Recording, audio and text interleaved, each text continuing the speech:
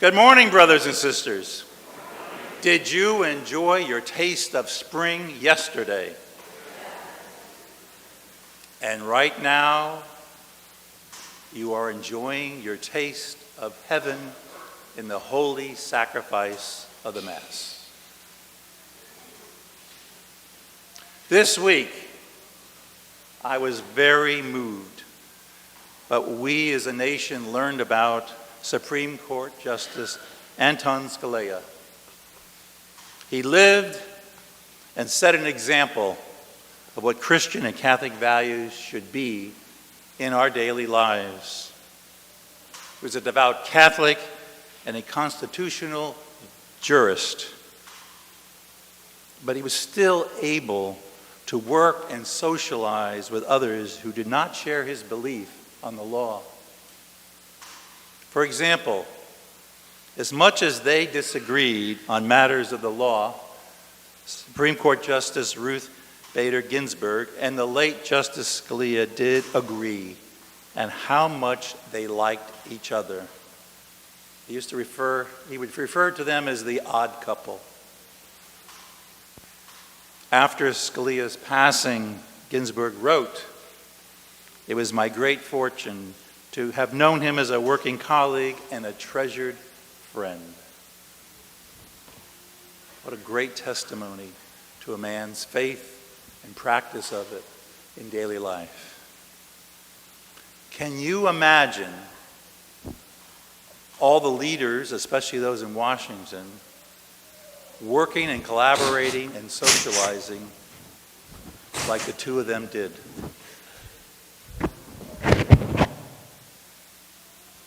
It would change our country. So study his life.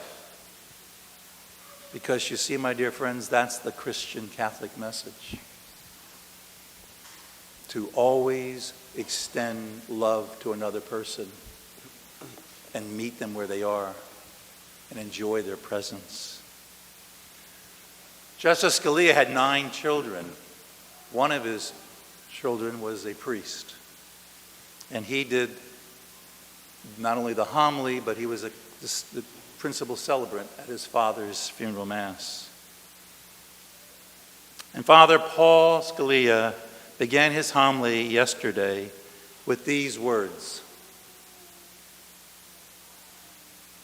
"We are gathered here because of one man, a man known personally to many of us, known only by reputation to even more.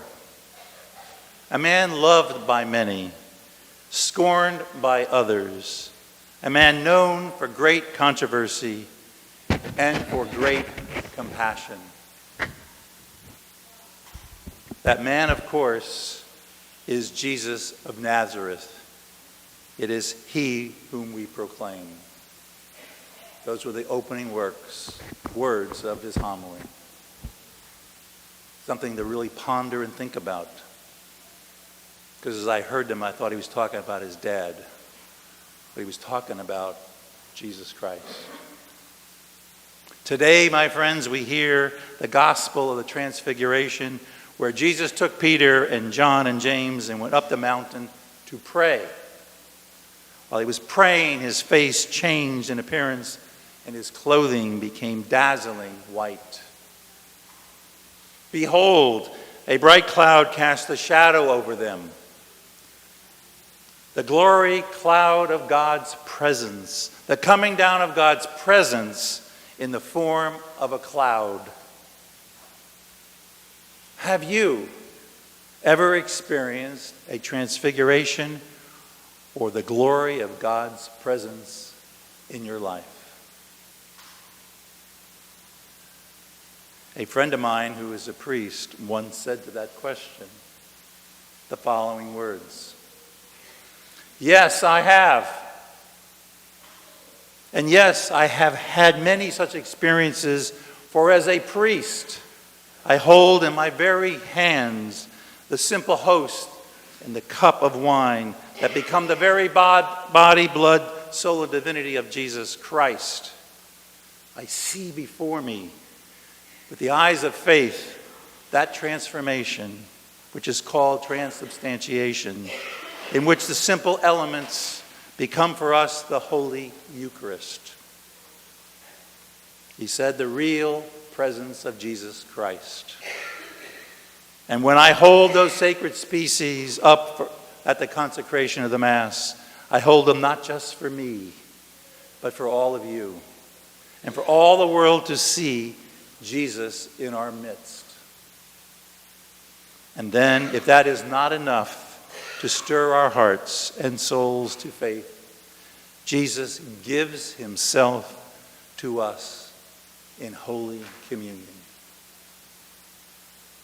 Wow, what more do I need in life? Unquote.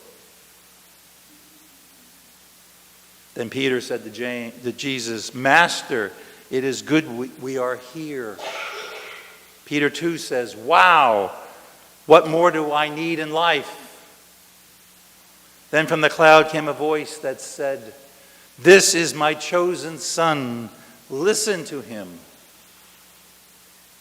The Father commands Peter, James, and John to listen to Jesus, to listen to his beloved Son.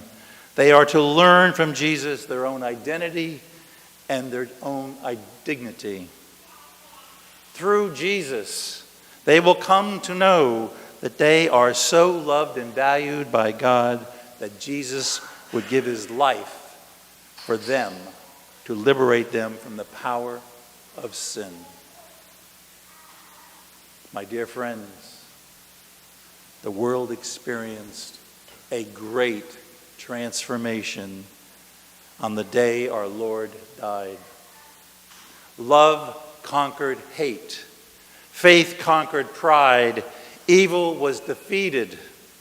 And that is the reason why we call that Friday Good Friday. The Transfiguration assures us that God gives to each of us our own special moments and experiences of God's grace. We must treasure these glimpses of his glory in our hearts so that they may give us strength and hope in our trials and light in our moments of darkness.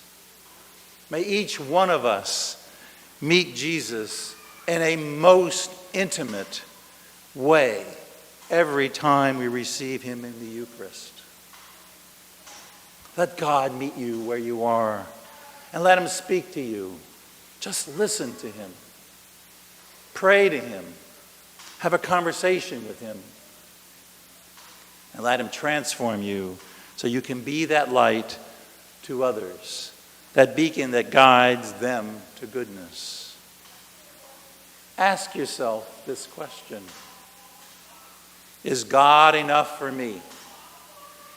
If yes, then get even closer to him this Lent. If you're not sure, then ask yourself the following question. Why is God not enough for me? Why do I seek rewards and recognition from the world? We adore you, O Christ, and we praise you, because by your holy cross you have redeemed the world.